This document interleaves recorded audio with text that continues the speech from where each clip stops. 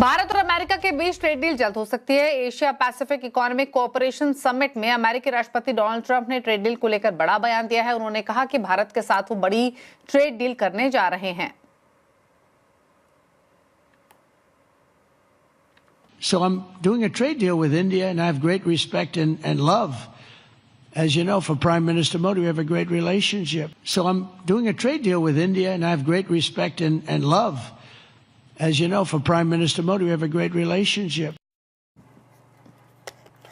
बाजार में नवंबर सीरीज का शानदार आगाज हुआ। सेंसेक्स 370 पॉइंट चढ़ा तो निफ्टी 13 महीने के ऊपरी स्तरों पर क्लोज हुआ। 27 सितंबर 2024 के बाद निफ्टी ने 26,000 के पार क्लोजिंग ली।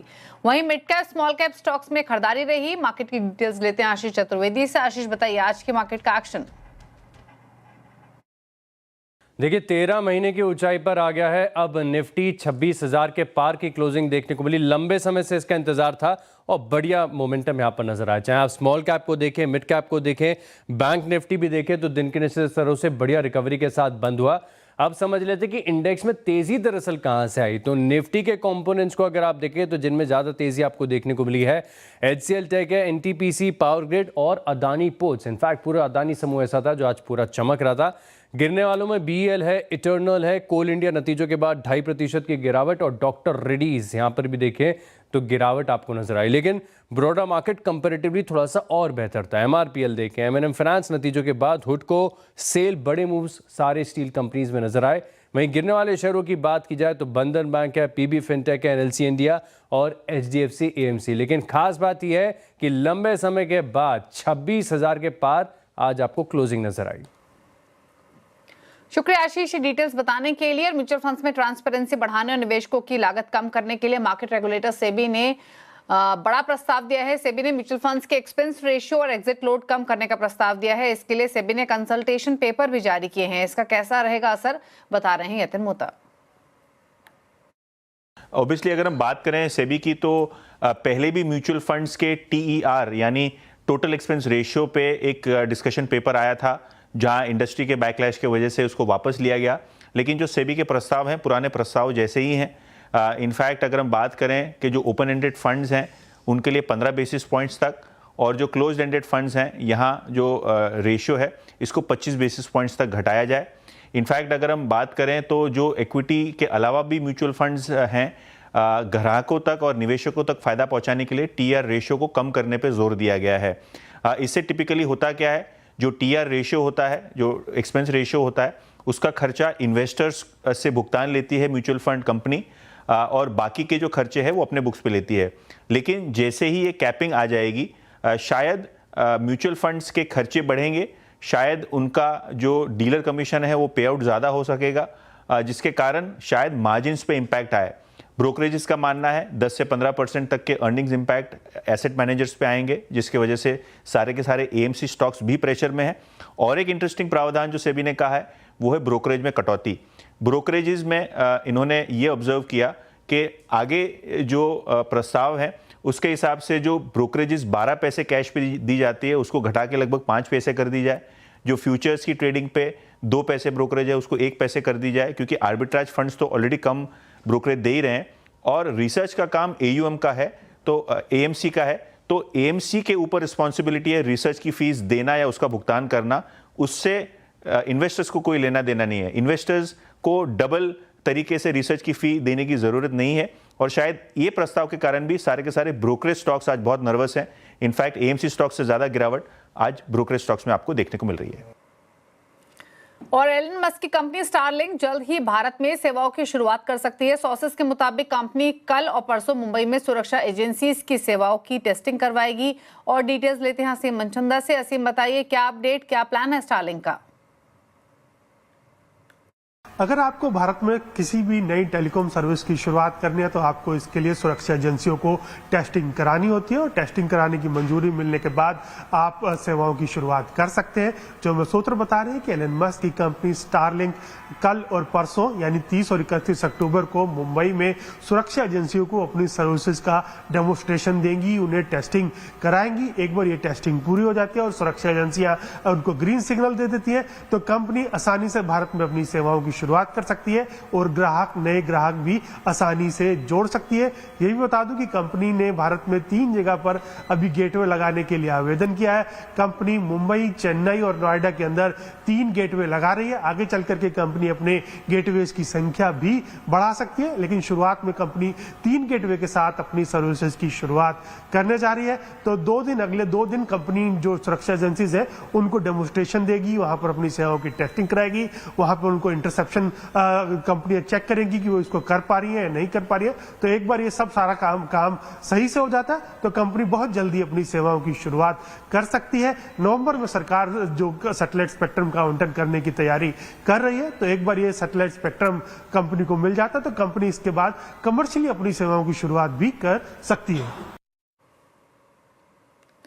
और दिल्ली एनसीआर का दूसरा एयरपोर्ट नोएडा इंटरनेशनल एयरपोर्ट अब शुरू होने के एकदम करीब है। सोर्सेज के मुताबिक एयरपोर्ट को अगले कुछ दिनों में लाइसेंस मिल सकता है। और डिटेल्स लेते हैं रोहन सिंह से। रोहन, बताइए क्या डिटेल्स, कब तक एक्सपेक्ट करें नोएडा इंटरनेशनल एयरपोर्ट की शुरुआत हो सकती है?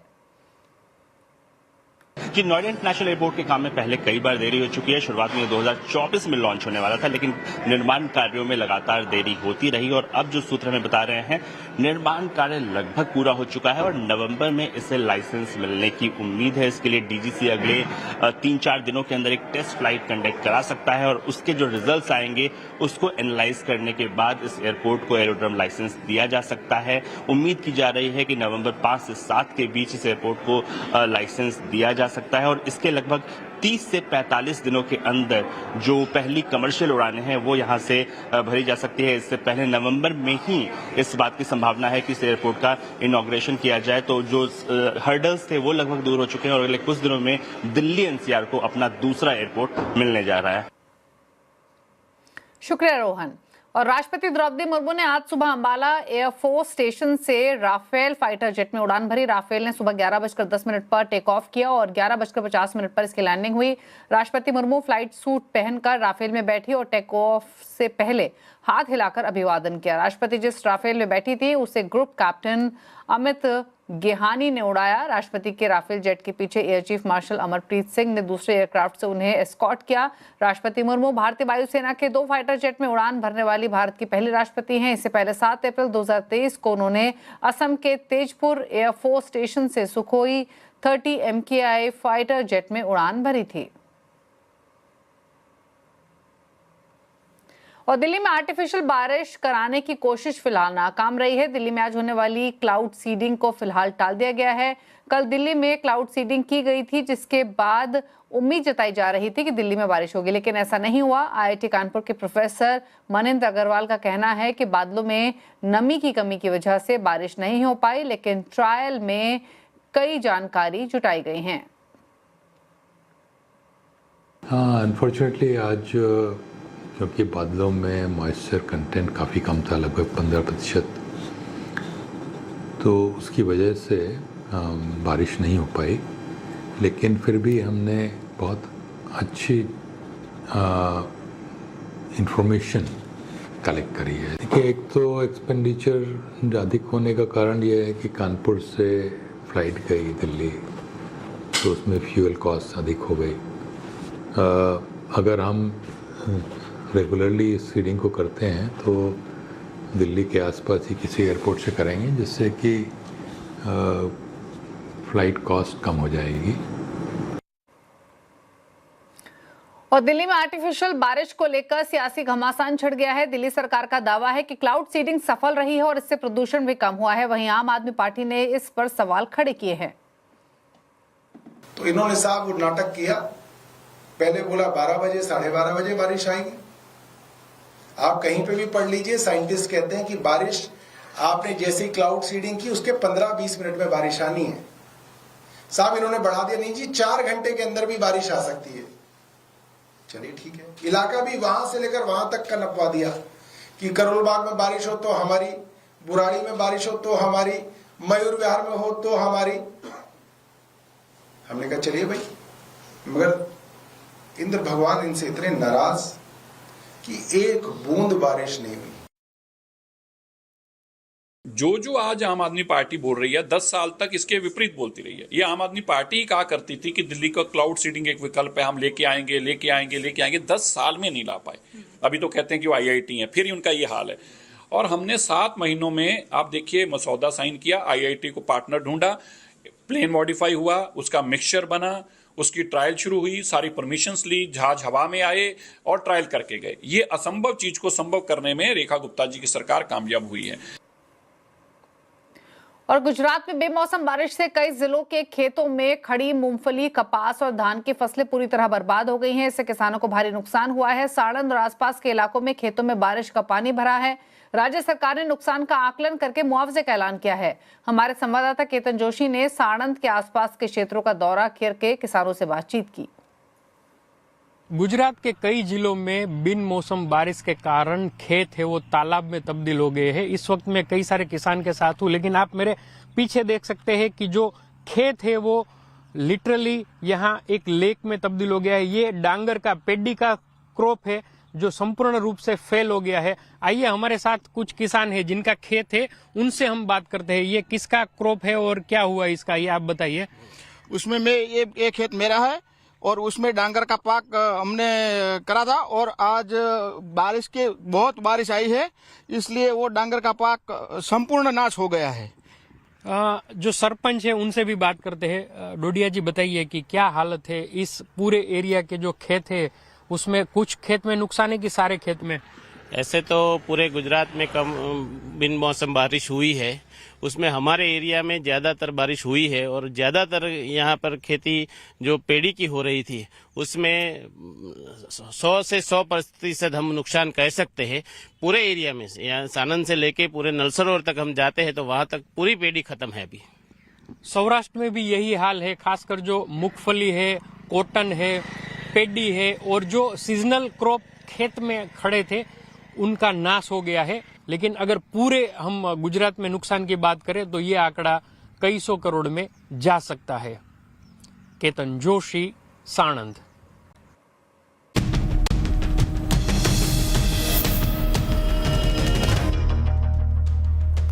ब्रेक के बाद आपका स्वागत है। आप देख रहे हैं आवाज समाचार और अब बात बिहार चुनाव की।